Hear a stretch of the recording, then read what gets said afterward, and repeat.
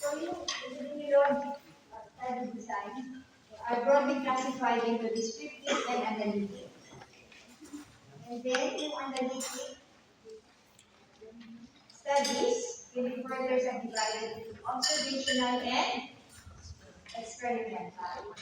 Tapos yung descriptive studies can be divided into different groups depending on whether the population of interest is a group of people or whether the population of interest is an individual.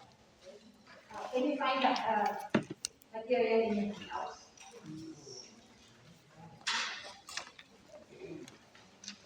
Example studies. That's one case. Now, this is the hierarchy of epidemiological science. Ang pinaka-design that provides the strongest evidence of cause-effect relationship is the experiment, specifically the randomized clinical trial. Kasi meron ng randomized. So, this is arranged in terms of its ability to establish its strength level and establish its cause-effect relationship. So, ano ang difference? Is important.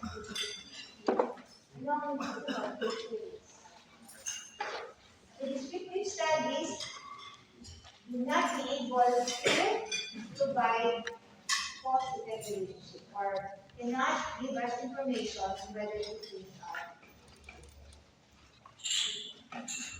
So among the observational studies, ang pinaka-strongest is the cohort because of its the nature of its design, its perspective, its condition. Pero nakikita natin, nagsimula ka sa wala ka ng outcome, you're exposed to the factor. Okay, I mentioned this in my discussion, and I will be referring to the outcome always of disease or any of the health states in epidemiology. And the other adverse health events aside from this. So what's the difference between descriptive and analytic? Descriptive, implied by the term, is a type of study that just describes the nature of disease or the nature of clinical outcome. So when we talk of nature, we look at its occurrence and distribution by person, place, and time. These are the three epidemiological variables, categories of epidemiology. When we say analytic study, it's a type of study that is used to test the hypothesized relationship between a factor and a disease.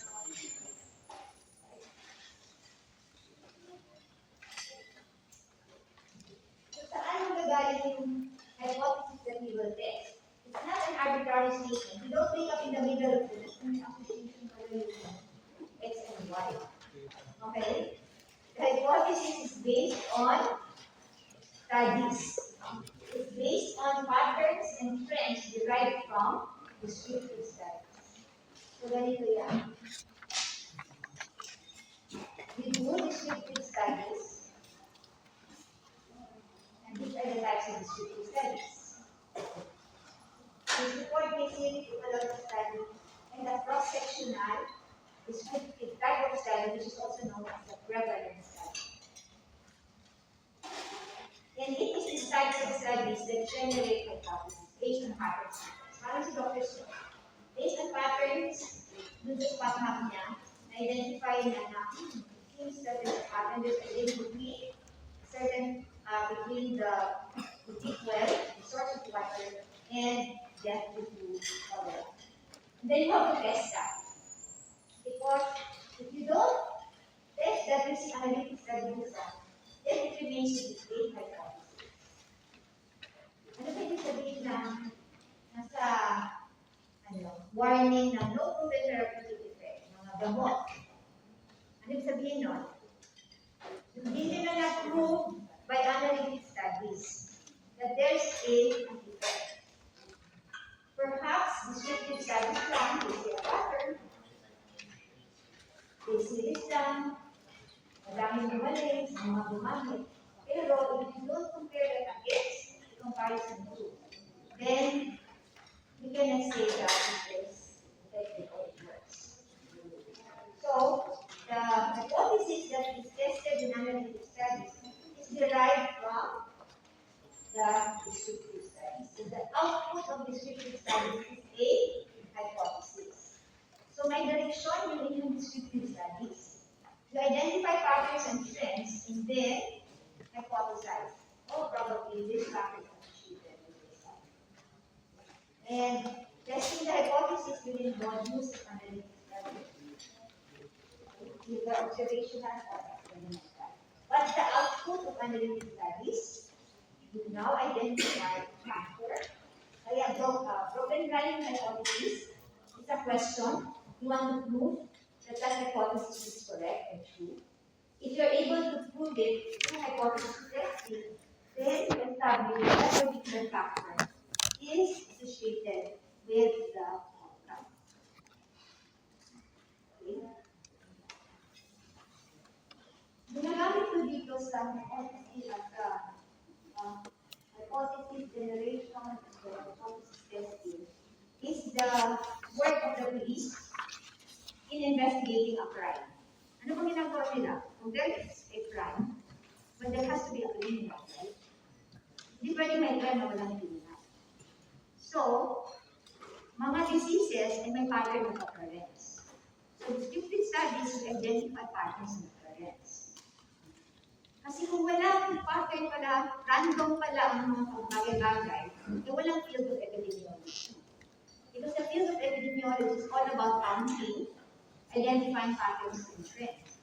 Eh kung palang random event, random ang pangyayari ng exposure, random ang disease, then hindi kailangan ng field of epidemiology. But the fact is, disease is not a random event. So, ginagawa ng police, namumulay ka siya ng data, di ba? Anong output ng police investigation? A person, yung Israel, at saka nag-discipline, no? Gano'n na sila, person of interest. So, this person is likely to be responsible. That's the hypothesis. So, dahil na ang trabaho ng police, pag nagawa nila yung hypothesis, anong next step niya? Namumulay ka siya ng data, asking, reviewing records, etc. Observing, taking exercise. Meron na siyang hypothesis. Ang counterpart niya sa hypothesis niya sa epidemiology study. Counterpart niya sa person of interest. Anong next step? Interrogation, correct. Next. So you collect more data with the persons of interest, which is informative in cycle. To be able to test that hypothesis, kailangan mo pa na mag-conduct ka ng further studies para mas specify mo pa. Okay. Investigation, correct. And then after that, anong susunod? Yes, sir. File a case, very good. You file a case in court. So, yun ay equivalent ng analytic studies. Iti-test na natin yung hypothesis natin kung tama o hindi. Yung Department of Justice will now try to prove that this person of interest is the person responsible. So, anong decision ng court of law after hearing the case? Nangulay ka na naman ng data, di ba? Balitaktakan niya ng prosecution at saka ng defense. So, parang tayo din yung gumagawa tayo ng study. Kung pati ng mga evidence, analyze natin. Ano ang kanilang conclusion? Either the person is guilty or innocent. It's more or less the same process that we do in epidemiology. The police investigation is synonymous to the descriptive studies. The output here is a hypothesis. The output of the police investigation is a person of interest. Okay, when they file a case in court, that already brings the case to the Department of Justice, another agency of government. And then it will prove. I-test ko talaga. Another process of collecting more and more data and more evidence. Alright? So descriptive studies, its objective is to describe the nature, amount, and distribution of disease or any other conditions in a population or across population groups. Kailangan maka-update yan ng pattern. Kaya sasabihin, anong variables ang gagamitin? Any variable, hanap kayo ng pattern. Kung walang pattern with age, walang pattern with person characteristics, baka may pattern sa place, baka may pattern sa time. So, hindi kayo titigil, nagkaroon kami ng pattern kasi just like the police work or the crime, hindi pwedeng walang criminal kung merong crime. So, dito hindi pwedeng walang pattern kayo nakikita. Kasi hindi na random ang occurrence of disease or death. And then, based on the pattern of occurrence, we now hypothesize. And our hypothesis is a statement that a certain exposure X is responsible for an outcome law. So the simplest is the case. Series, hindi ko na sinabing case study. In medicine, we're all required to do a case report. To just describe one case. Okay, or up to 3 cases. So we proceed to the case theories. So objective nito is to describe a disease in a group of people.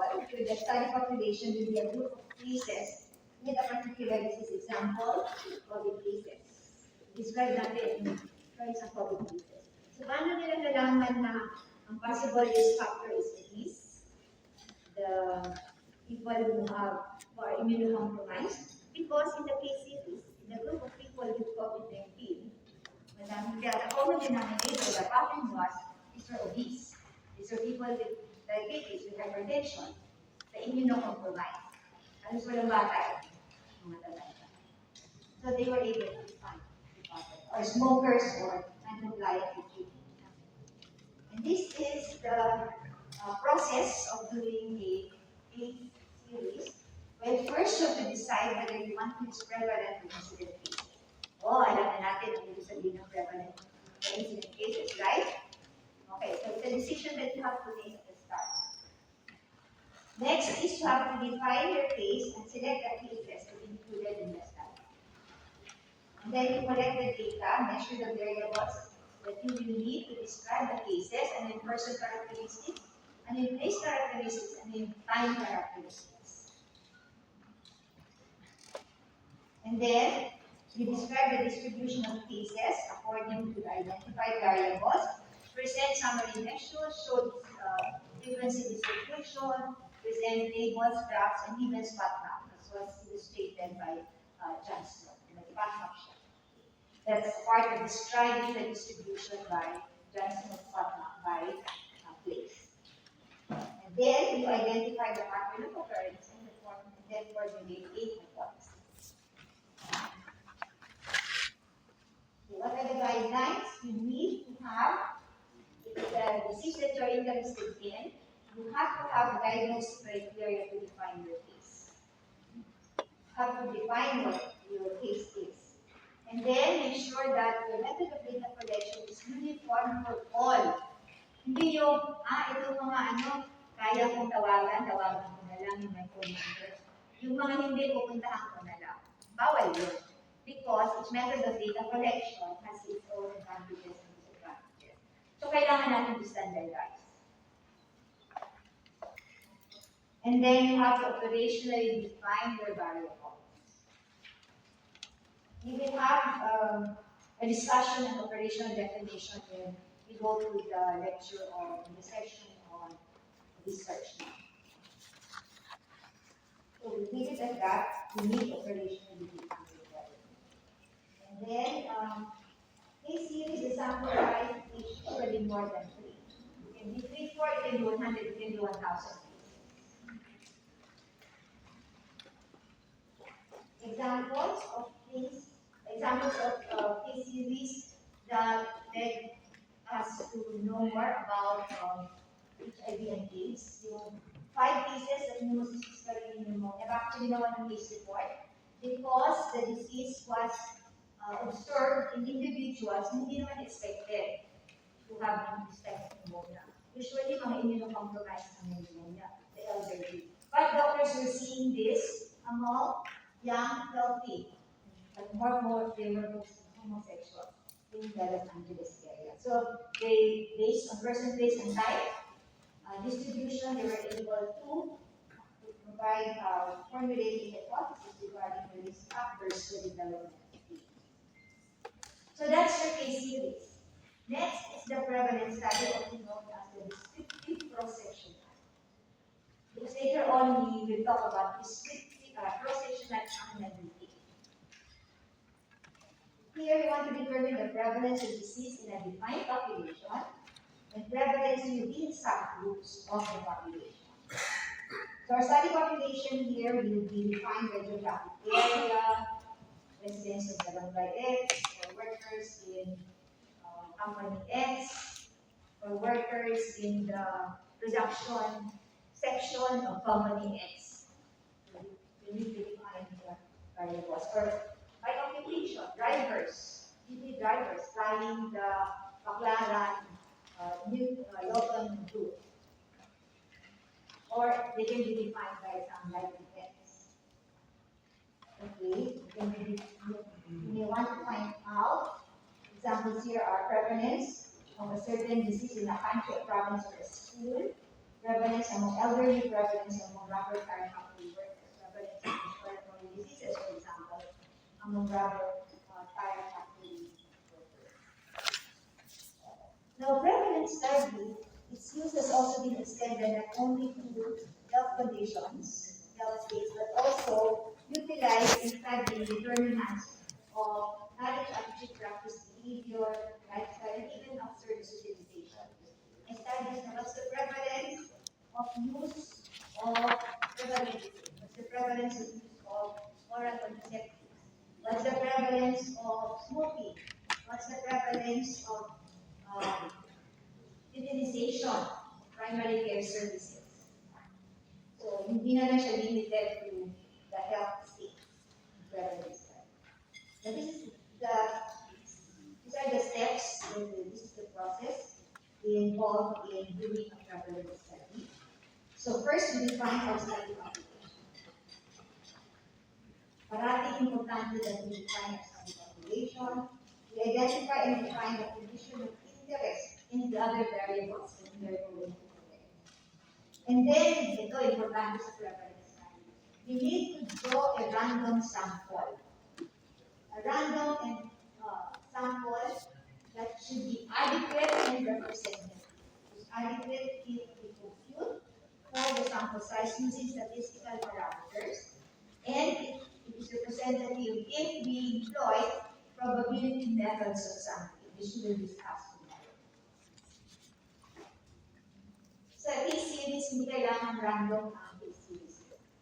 But in prevalence studies, you have to have a random sample that's adequate and representative. And then, you collect data, or you measure the characteristics of the variables of interest to you. And then you analyze the data and analysis involves computing for the overall prevalence of the condition of interest. Or you can also compute for the prevalence in a subgroup. Like what's the prevalence among males? What's the prevalence among females? What's the prevalence among the young? What's the prevalence among the adults? What's the prevalence among the elderly? And then you formulate the hypothesis. How do you determine what hypothesis you're going to formulate? It depends on the patterns and trends that you see by comparing the subgroup prevalences.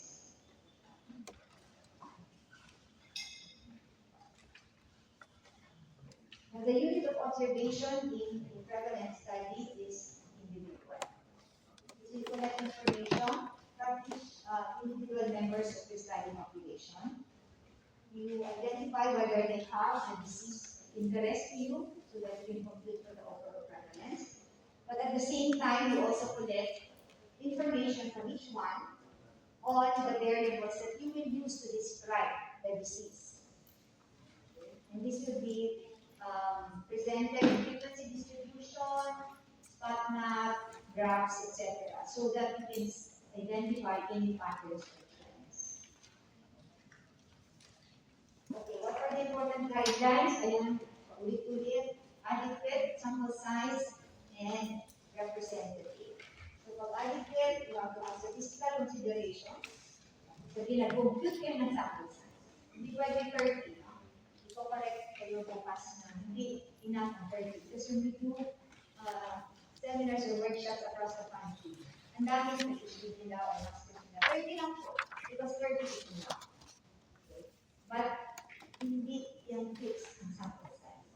It depends on your level of confidence, it depends on the parameter of interest in you, it depends on the other things, many other things. Kaya ino-compute siya talaga. Kaya sample to be representative should be obtained by probability sampling methods. Rationally define the variables uniform for all study units ang method of data collection. And the analysis will be by computing the overall prevalence and the subgroup prevalence, but you have to watch out for the use of the proper denominator. And then you have to attach a confidence interval to your prevalence measure.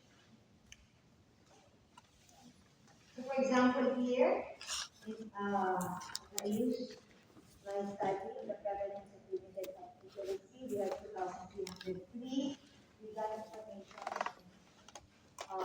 whether or not the individual has limited literacy. And we were able to find that 51.5% had limited health literacy, and we computed for the 95% confidence interval. Because when we computed for the 2,303 sample size, we used as one of the statistical parameters 95% level of confidence. So our confidence interval is 49.5 to 52.6. Iba yung confidence interval interpretation and measure of association na. Dito we're just saying that in the target population, the prevalence is anywhere between 49.5 to 53.6. Hindi naman siya masyadong wide. Ang acceptable width of your confidence interval is 5 to 10. Pag masyado na siyang malawak, hindi wide, hindi na siya useful. And to be able to achieve a very small width, very precise and tawag, sobrang laki na rin ang sample. We also computed for the subgroup prevalences, example of males. So we computed for the prevalence of limited literacy among the males. So ang proper denominator, dapat yan ay for the males, it should be the total males. Alright? Ang prevalence of limited literacy among the females, dapat ang denominator ay total females. Just remember that because there was a presentation ng ginamit ay overall total. Hindi dapat. So marami kami ginawang subgroup references, and it led us to the hypothesis that we say people living in the urban areas of limited literacy. So, importante yung mga subgroup references because that's what we compare, so that we can come up with information.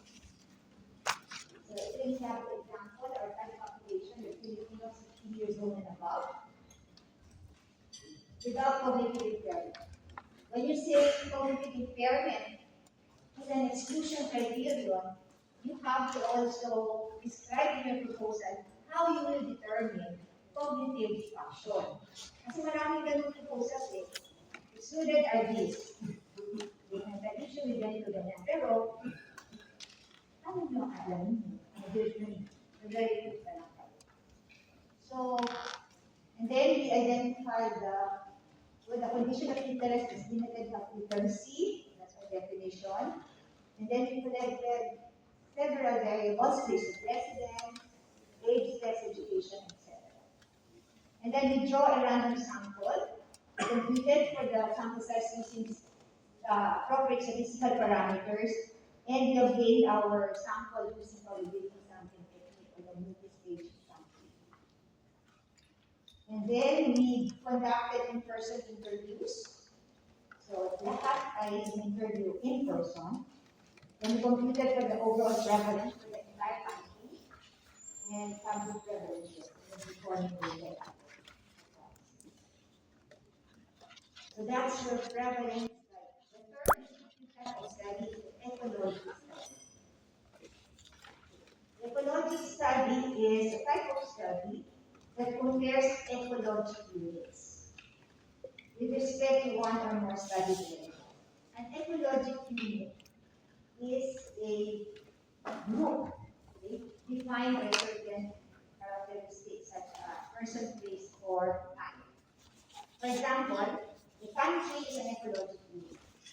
So your study unit is a country, not a person. Or a district can be an ecological unit. Or a calendar year can be an ecological unit. And the study population will be a collection of ecological units. So if your ecological unit is a country, your study population will be made up of countries. So let's say ecologic study of colon cancer is 17 countries. Or ecologic study of type 1 diabetes is 21 districts in Sardinia. Or ecologic study of 20 calendar years. If I ask what the sample size for the study of colon cancer, it's 70.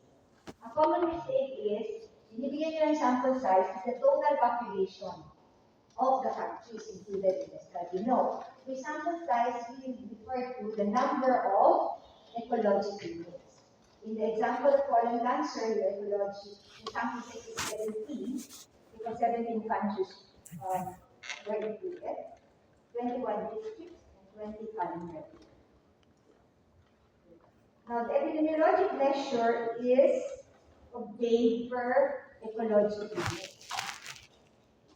So, it's expressed pagka morbidity, prevalence, incidence, pagka mortality naman ang inyong data, it's example of death rate, case fatality, infant mortality, etc. Or you can also present summary measures such as average, like mean, median, etc. Kasi hindi na tao ang pinag-uusapan natin. Ecological unit. Okay, this is an example. Colon cancer in 17 countries. Ang ating data is prevalence of colon cancer. So, what percent of the population in country 1 has colon cancer? What percent in country 2, etc. So, summary measure ang ating data. Hindi na positive, negative, positive. You probably ask, hindi ba tayo nagagawa ng X%? Kasi probably din lang din yung individual. That's correct. But you as the researcher are not the one collecting data from the individuals. Ecological studies are done using secondary data, existing records. Like you can go to the Department of Health, what's the frequency of colon cancer in the Philippines? You go to Taiwan, the frequency of colon cancer in Taiwan. Hindi na ikaw yung nag-examine ng mga individual members of the country to arrive at the frequency. So here again, the sample size is not the population. So just to illustrate the difference between your prevalence study and where the unit of observation is the individual, and your unit and ecological study where the unit of observation is a group or an ecological unit. Tingnan nyo to. Pagka individual, meron kang disease status positive, negative, right? Pero pagka ecological ang study mo, and because you are dealing with an ecological unit, ang iyong data is a summary measure for that ecological unit.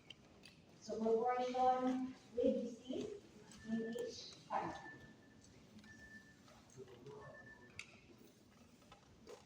And there are these types of ecological studies, known as exploratory study.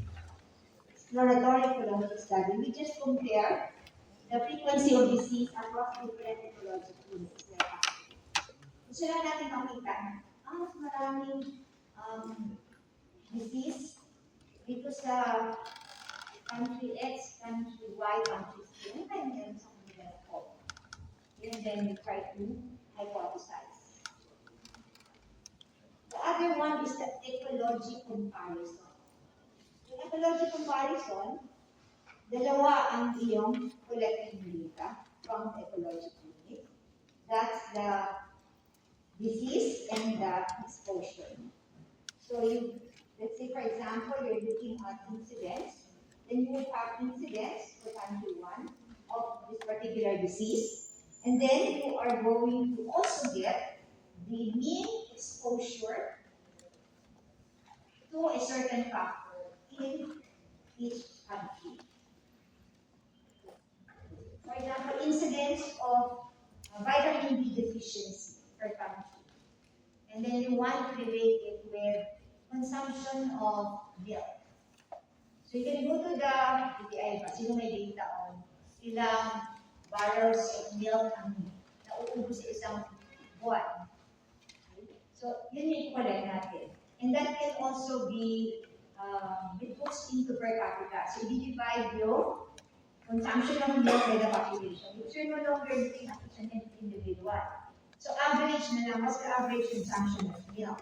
So the total volume of milk consumed, siguro approximately sold, and then divided by the total number of, with the population of each country, that's the per capita milk consumption.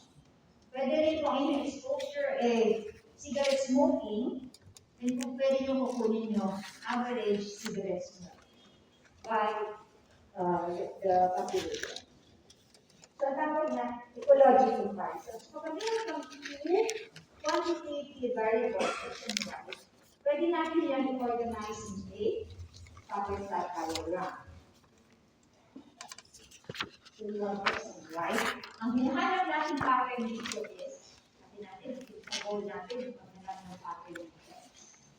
Meron ng pattern ang relationship ba yung X and Y. Yung tinitingnan natin yung ecology comparison. The one on the left, you think there's a pattern? Ano tawag yung pattern? Negative or inverse, right? As X increases, there's a corresponding decrease in Y. Sabi ko, okay, so what was your design curve? Sabi niya, we collected data from all the cases, and we found that in the area, the cancer was high. And in this area, there's use of fungicide. There's spray of fungicides sa banana. So it was a case series. Then sabi ko sa kanya, you cannot make that conclusion. That is fungicide that is responsible. That's just a hypothesis. You have to subject that to analytic studies. Kailangan may comparison group ka. Yung hindi exposed sa fungicide, pareho sila ng hereditary features, exposures, etc. They only differ in yung isa exposed to that fungicide spray, yung isa group hindi. That's the only way you can attribute the cancer to the fungicide spray. So, our college was asked to comment, WHO was asked to comment. So, hindi na pwede yung kanilang conclusion. Yung pa naman ginamit na basihan doon sa proposal ng iba na nagkaroon ng feeling sa kasi hindi sila well, syempre medyo na ano ako, napa-atras ako. Saan ba kayo siya? But anyway, tinanong ko naman. So, tinanong ko siya. So, sir, sinong study participant? Yung may mga cancer ko. And then, they try to find what is common among them. And then, marami daw sa kanila nakatira sa area na meron fungicide spray. Sabi ko, that's just a hypothesis. You have to prove the relationship using analytics. So, let's go to the different studies. As with the experiment, it will be discussed further tomorrow with Professor Amir. But essentially, your experimental study is a type of study where the researcher will deliberately expose the experimental group to the hypothesized causal factor. That is the goal. Alright, describe the different classification of analytic studies. Meron tayo classification, observational or experimental. And the basis of this classification is whether or not there is manipulation of the exposure variable. And by that we mean that manipulation means that the exposure variable is deliberately applied, binibigay doon sa experimental with love conduct improvement.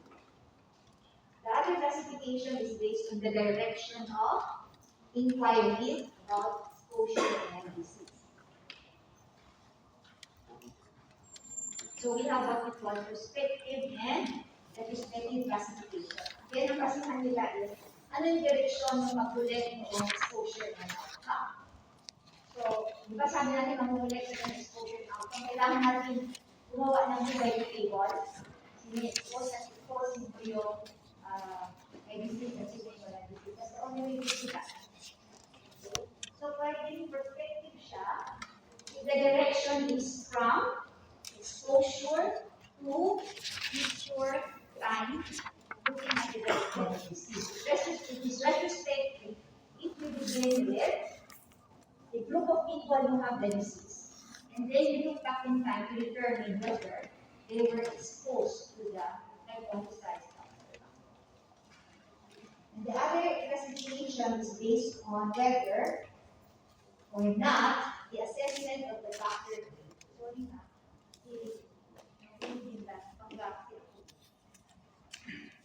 Pangga ako sa glass door namin. Medyo na-destroy ko na. Naka-subside lang ng bukol dito. Okay.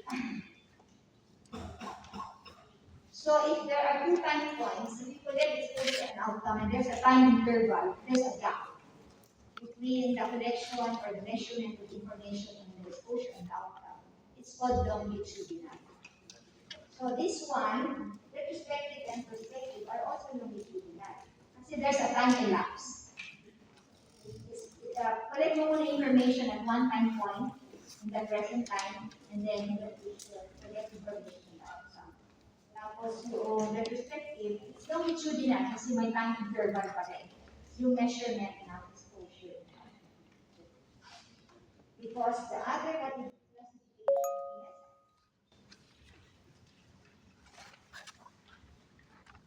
classification is cross-sectional. Okay? So, ano ba yung cross-sectional? Yun yung tinatawag natin. Yung prevalence study. Prevalence na analysis. You collect information at the same point in time para dun sa exposure and dun sa outcome. Okay, the key strategy in all analytic studies is the use of a comparison or control group. And what is this comparison or control group? What is used? This is to approximate the counterfactual scenario, which is a prerequisite for causality. So the groups to be compared should be comparable in terms of other risk factors of the disease to control for compound. Okay, what is a counterfactual scenario? You cannot directly observe counterfactual scenario. Na-estimate na natin. Kunyari, ang isang tao nag-smoke ng cigarette from age 15 to 95 years old na talang cancer.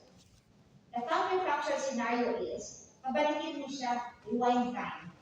Huwag kang mang manigarilyo, at kung hindi ka magkakaroon ng lung cancer, then that's the counterfactual.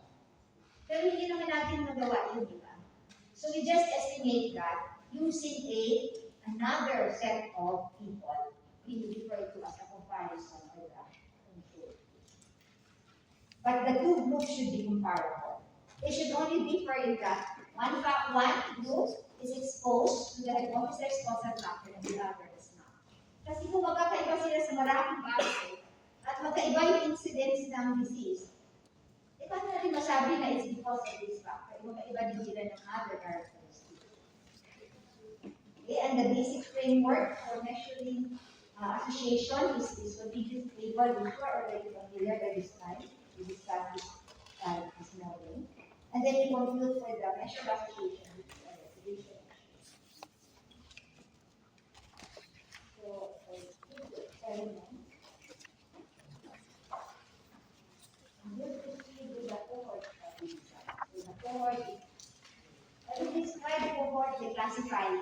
Kung sa malinaw natin yung classification, then should not be difficult to understand what a cohort study is. It's an analytic type of study which seeks to test a hypothesis. It's observational in nature, meaning to say there's no manipulation of the exposure variable. Okay? So kaya siya observational, observe mo lang, kukulathan mo yung data as they happen. There's no manipulation of the exposure variable, unlike in an experiment. It's prospective in nature, so you observe occurrence of disease in the future among people who are exposed, and it is longitudinal. So the study population in a cohort study is made up of a group of people who are exposed and a group of people who are unexposed. Some textbooks refer to the presence of exposure as P, and then absence of exposure P bar. The objective is to show that the probability of disease is greater in exposed than in unexposed. It's the objective of the cohort study.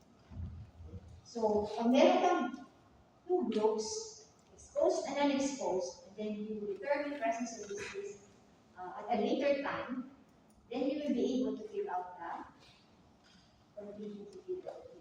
Schematically, this is how your cohort design looks like. So the researcher will found. You have to assemble a group of people. Sino yan? It's based on your, what element in your hypothesis? The population. So you should be guided by your hypothesis in designing your study. So kung sino man yung population na yan, ay kung sino binanggit doon sa hypothesis. To which population group does the hypothesis apply? And then you have to look from this population, a group of people who are exposed. Wala kang kinalaman sa exposure. Basta hanapin mo lang kung sino yung exposed at sino yung unexposed. Dapat pareho silang walang sakit kasi incidence ang hinahanap natin ng cohort. Okay. So pareho silang free of disease, but they are at risk of developing the disease. And then, what is that line there? How long is that line? That's the time response.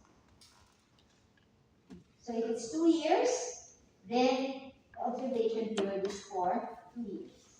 So what we do is examine each and every one in the exposed group and in the unexposed group to find out who among them developed the disease after the set observation period. So you have 4 groups, and this corresponds to the cells A, B, C, D in our contingency table. Alright? Are you following? And these are the steps in doing a case control study. But you can actually infer from this diagram the steps. So you begin by identifying and defining your study population. Define the exposure and the outcome variables operationally, including the variable categories, who are considered exposed or considered unexposed. Assemble the study groups according to exposure status, so exposed and exposed. Follow the groups for the development of the outcome. The follow-up time again is based on the hypothesized time response. And then classify the cohorts according to the outcome, whether they have the outcome or they do not have the outcome. And these are the design considerations. Hypothesis to be evaluated to be clear and specific for it to be testable. Should have all the 5 elements. The study population should be free of the outcome of interest, but they are at risk of developing disease. The sample size per group is computed per group, and again, sample size should be adequate and representative. The length of follow-up element, depending on the hypothesis and response. Method of assessment for presence of disease or presence of the exposure should be uniform for all. Method of assessment, measurement of outcome should also be uniform across study groups. And the analysis of data from the cohort study is, measure of association is the risk ratio. And it is computed by determining first the incidence of disease among the exposed, divided by the incidence of disease among the unexposed. Right? So you have the information here. Sabi naman natin risk, incidence is synonymous to risk. Kaya siya risk ratio. Interpretation, you know, already we discussed it already. Right? Yeah. Do you have any questions about the field study? Is the risk ratio are when we talk of less than 1, protective factor is simply say the risk is less among the exposed. We don't quantify it because the risk ratio less than 1 is uninterpretable. Kanina what did we do? We got the disease profile. So 1 divided by the RR. If the risk is greater than 1, then that's when you say that the risk is RR times among the exposed compared to the unexposed.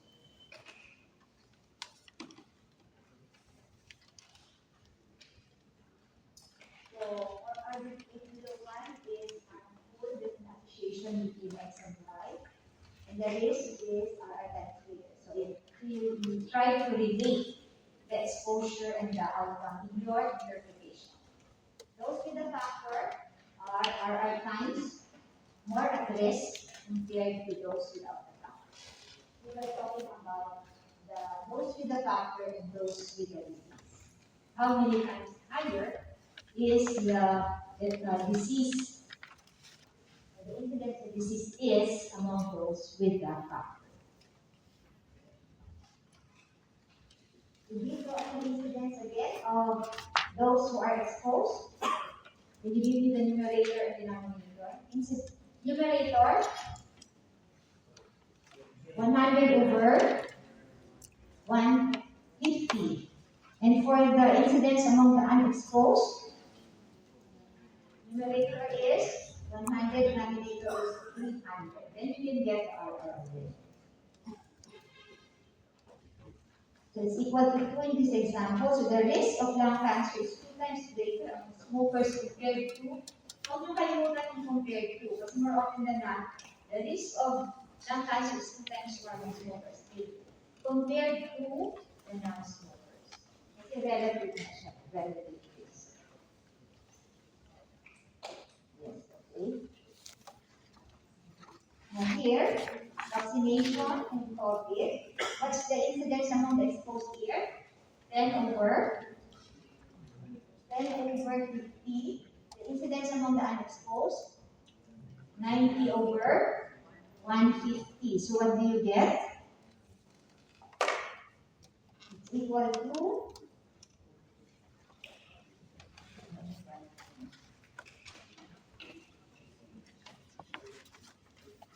point answer.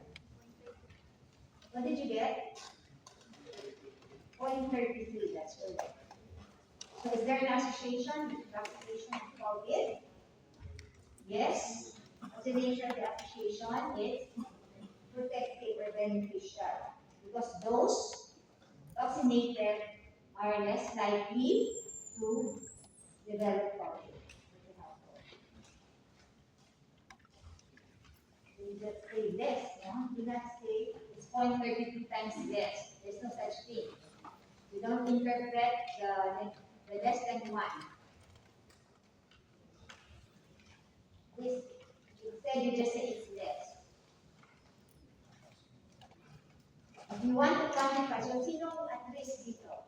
Kung protective ang bakuna, sino at risk? The unvaccinated. If you want to determine the risk of the unvaccinated, then you get the reciprocal of the RR. 1 over 0.33 is what?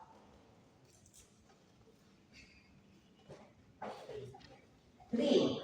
So, then you say, the risk of COVID is 3 times higher among the unvaccinated. That's good. So, take note, OR, ito naman tayo.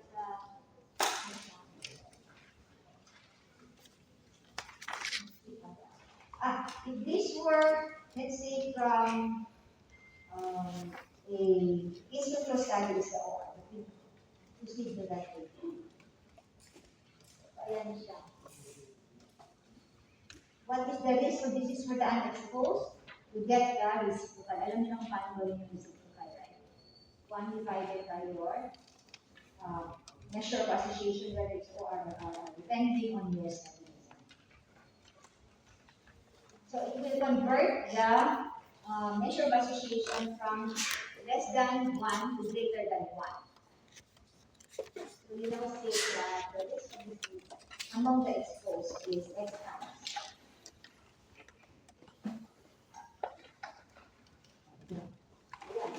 So that's an illustration. Point 33, you say the risk is less among the vaccinated. It's not interpretable, you don't interpret the point 33. Rather, get the reciprocal, you get 3.0, interpret 3. The risk of COVID among the unvaccinated is 3 times greater compared to the vaccinated. Okay, let's move on to the case control study design. So, very straightforward, no? We give you cohorts, hindi lang siya exposed sa sakit pa. Then compute for incidence of the disease. And then, compute for the next.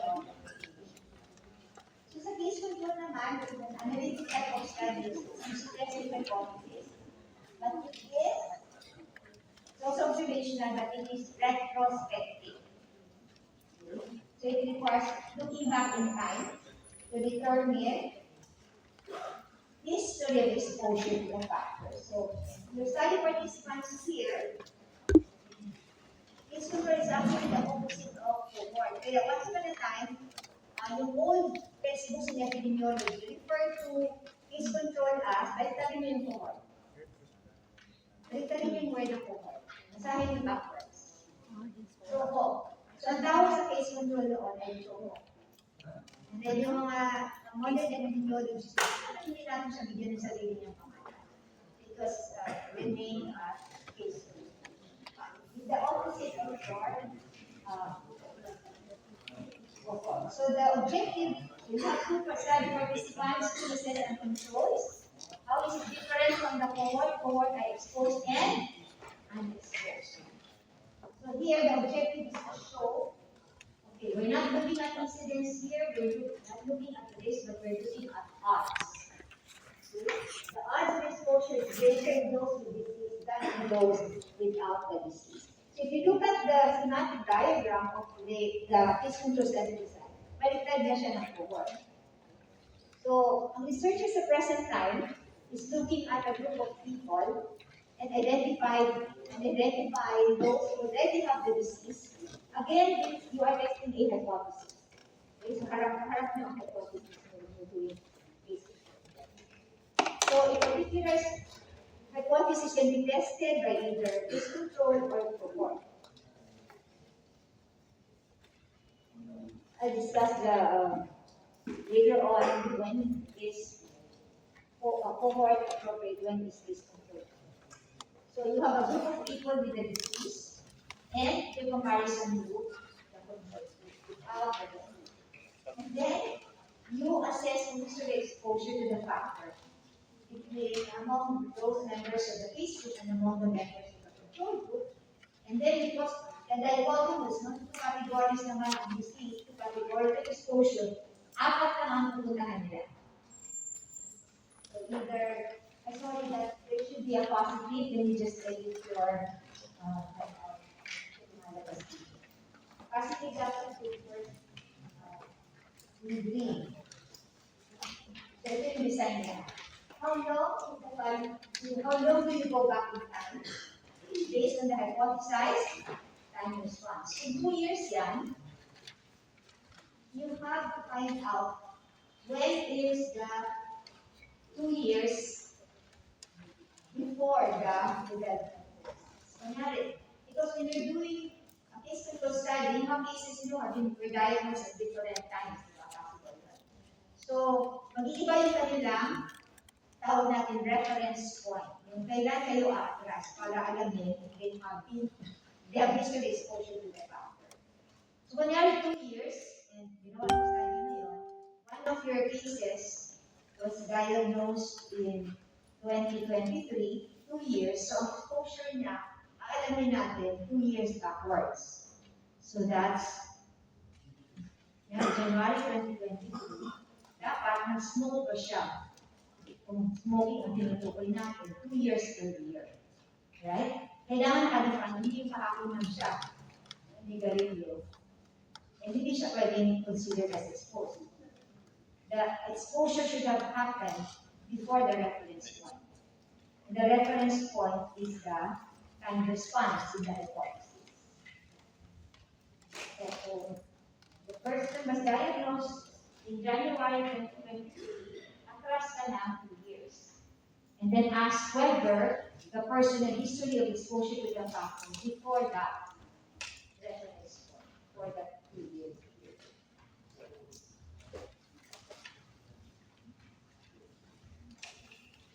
So, ito yung steps in doing a cohort study.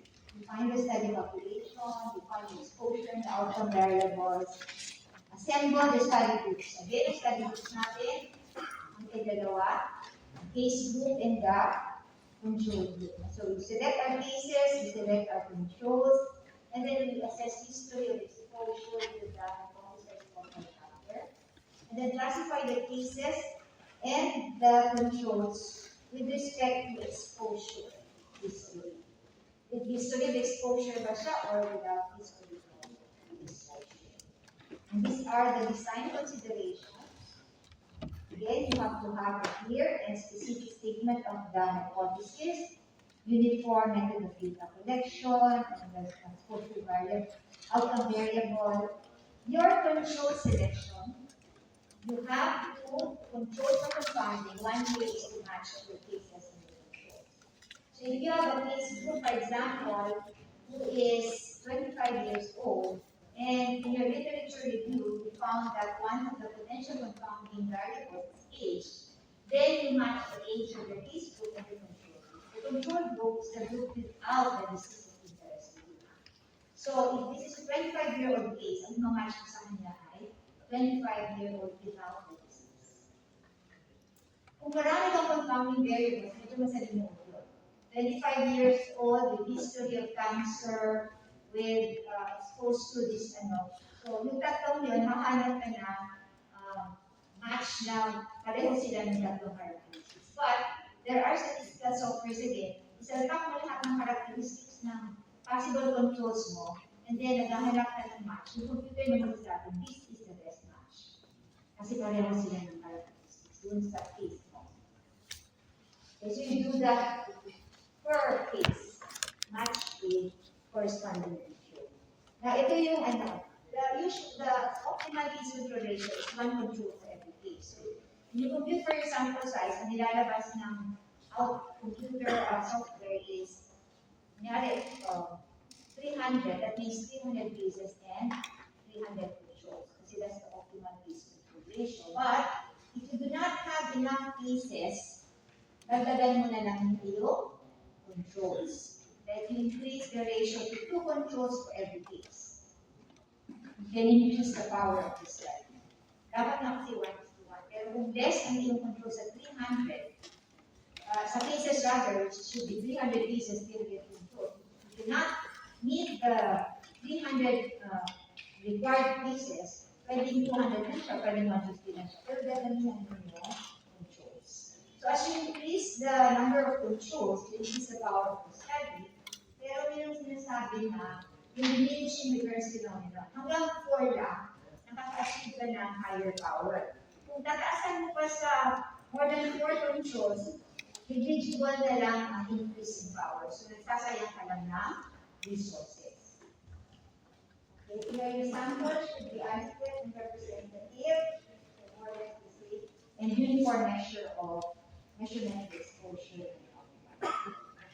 Sabi natin, you have to use a reference point. What's the reference point?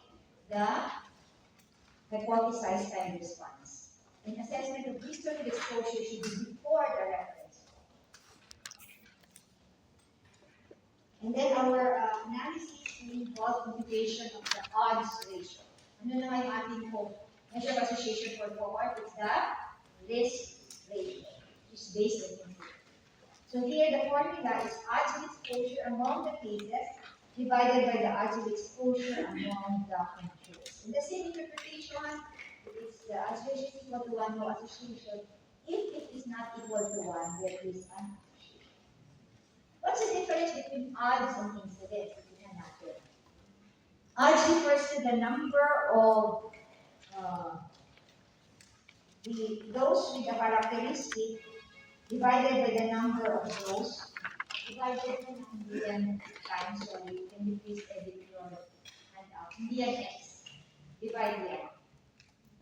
So it's given by the formula. Numerator is number of people with characteristic. Actually, the characteristic x pala siya. Tama ba? Baka kasi multiply. Dash na lang. Characteristic x. And denominator is number without characteristic x. So in this example, you have this number of circles. 10, right? So we are going to compute for the incidence here, assuming the red ones represent new cases. How are we going to compute for the incidence? It's 2 over 8, right? So incidence is 2 over 8. So 2 over 10. But odds is 2 over 8. So magkaiba sila. Incidence is 2 over 10. Odds is 2 over 8. So ayan.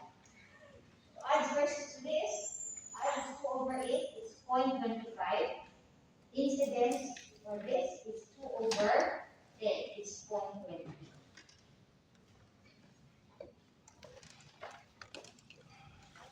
So, if 2 of 10 people have the exposure odds is 2 over 8, whereas exposure rate is 2 over 10. Or if 2 of 10 people have disease odds is 2 over 8, and relative disease risk is 2 over 10. But, meron sinasabi na the odds is actually a good estimator of the risk under certain assumptions. So, natin higher. So, generally, hindi sila pareho. Okay, so we use the odds, not the incidence. The same as the two-point design.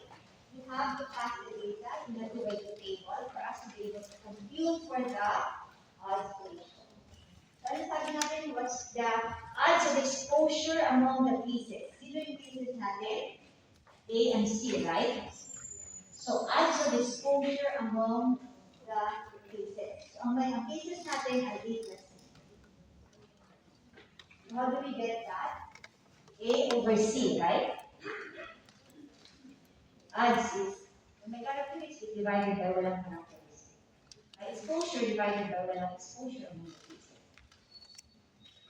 And our denominator is exposure odds among the controls. Ang controls natin will be and D, right?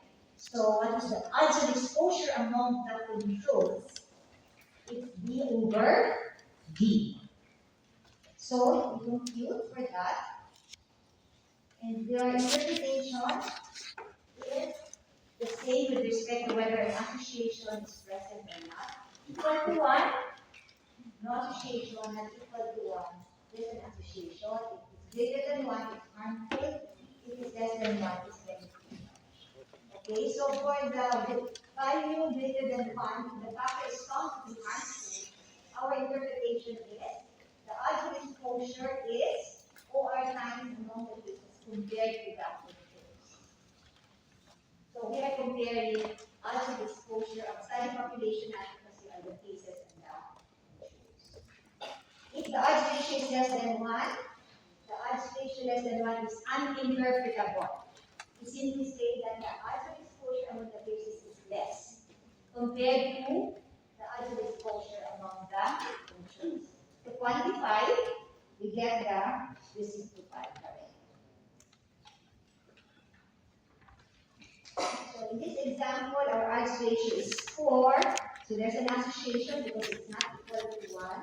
And the odds of smoking among lung cancer is 4 times greater compared to the controls.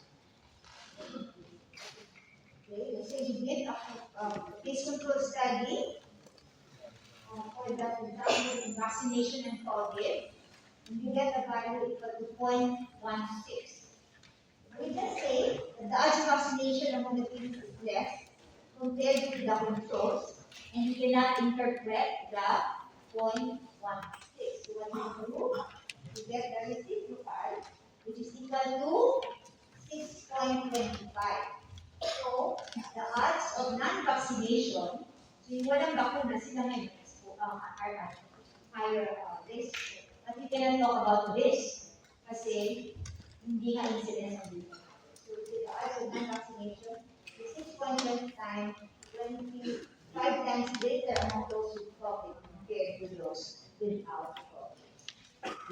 So, if you look at the difference between the case control and control, talagang ano siya, baliktad siya.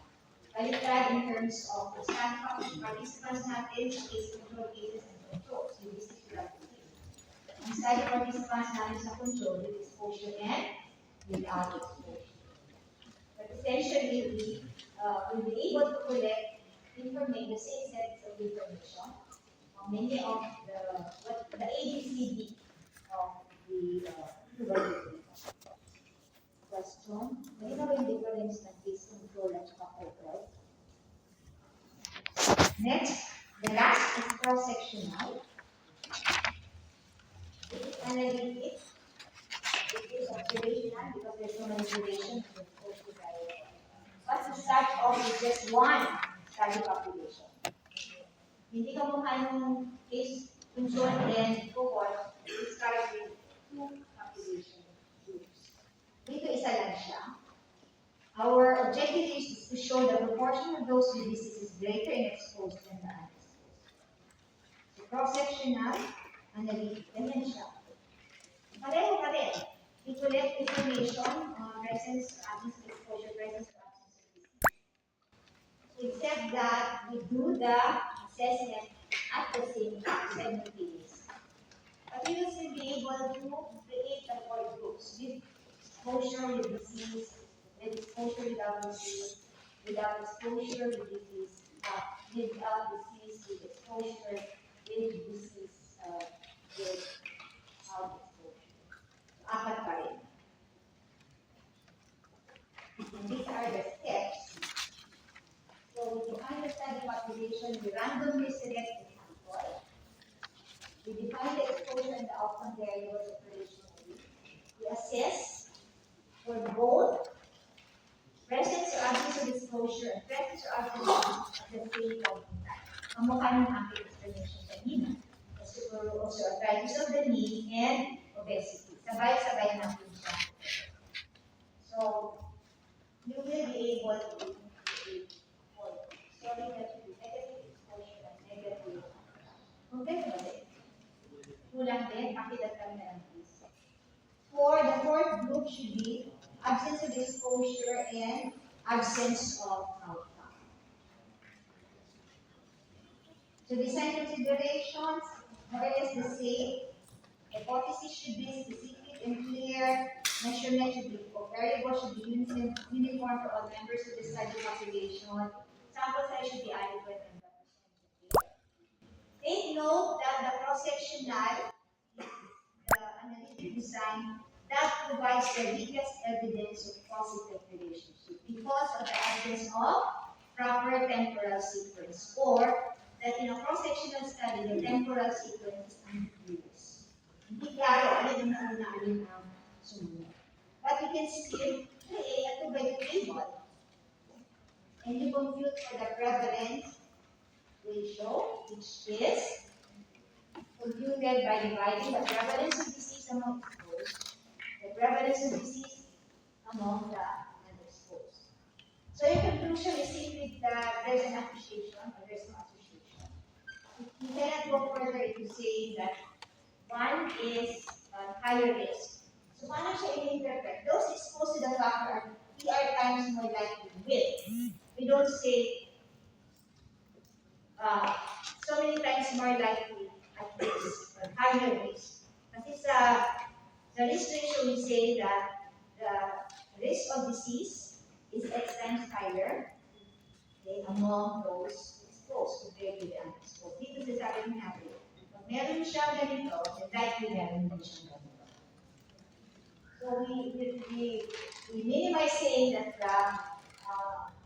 those exposed are 3 times more likely to develop. No. We don't say that they are so many times more likely to be at risk of. We don't say they're more likely to develop. But we just say they're more likely with the coexistence between the exposure and the outcome. So the same interpretation is said that we just say that there is an association. We now talk about risk and protecting. Okay, so in summary, meron tayo different epidemiologic designs. Descriptive and analytic. Descriptive is done to describe patterns of occurrence, and it will lead to the generation of hypotheses, which will be then tested using analytic study designs. The weakest form of analytic study is the cross-sectional because of temporal ambiguity. The strongest observational type of study is the cohort. Among all observational studies, it's the experiment that provides the strongest evidence, except that its limitation is it is unethical to do it to test a hypothesized risk factor. The difference among the three designs. Now, please take note that isang hypothesis ready to test kahit anong design doon. Cohort, experiment, cohort, case control, and process. At iba lang kung sino ang ating study population. Alright? So, this describes who are included in the study. So, if you take cohort study, ang may laman, sisimula ng study. Ang two-by-two table natin, ang may laman lang ay A and C, yung total cases at saka yung total control. Mapupunuan lang natin yan after we collect student exposure to the factor. Pag ang ating design is cohort or experiment, ang ating two-by-two table, walang laman except ilan ang exposed, kasi tayo mamimili nun, di ba? We will select our study participants. So, may laman na yung ating two-by-two table at the beginning of our study, kung ilan ang exposed lang, ilan ang exposed. After the observation period, alam na natin ilan sa exposed, develop the disease, ilan sa unexposed, do not develop the disease, then we can fill out A, B, C, D. Right? So, cross-sectional, anong itsura ng ating two-by-two table at the start? Ang laman lang ay ang total. Kasi di sabi natin, define population lang. Then we collect information on the exposure status and disease status. And then we can fill out the disease. So if you're given a table, tapos tinanong kayo anong design, magalit kayo kasi ito mo malalaman. At least meron dapat information kung sino ang study population. Meron dapat at least information kung ano ang pinukulit na what variables are distinguished from the study participants. So, ang minimeasure na variable sa cohort, the study participants ay disease at a future time. Ang variable na minimeasure sa case control ay history of exposure to the factor. Ang variables na mini-measure sa cross-sectional ay pareho. Exposure status and disease status. Okay, so na-achieve na natin ang objective. Classification, alam naman natin yung classification of epidemiology and designs. Alam mo natin ang design elements of an epidemiologic design elements of an epidemiologic study. Yung 5 elements actually yung hypothesis are the elements of our study. Kaya nyo mag-identify ng design elements, sino yung study populations, sino yung study groups, per design. Ano ang variable na sinusukat or measure from the members of the study. And then perform simple analysis to determine, describe the step-by-step procedure, and perform simple analysis to determine correct classification. Simple lang kasi, madami kang pwedeng i-analyze doon sa data on analytic studies. Like yung mga certified analysis, required analysis, etc. Medyo komplikado. Ang ating objective lang ay simple analysis. The computing for the measure association, computing for the confidence interval and manually, but using the overlay, for example, computing for the p-value, and then you don't do it manually, the computer can generate that for us. Okay, so thank you very much for your attention.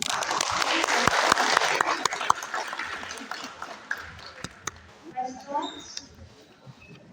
Usapan namin natin yung design pagdating natin sa research method sa Saturday. May questions pa? Bago tayo ma-wish na sino muli. Okay na po. Okay, thank you very much. This next event audience. Pero sa Saturday po ngayon. So, I'm meeting professors. I'll see you on Saturday. Thank you. Actually, yung mga kaibigan,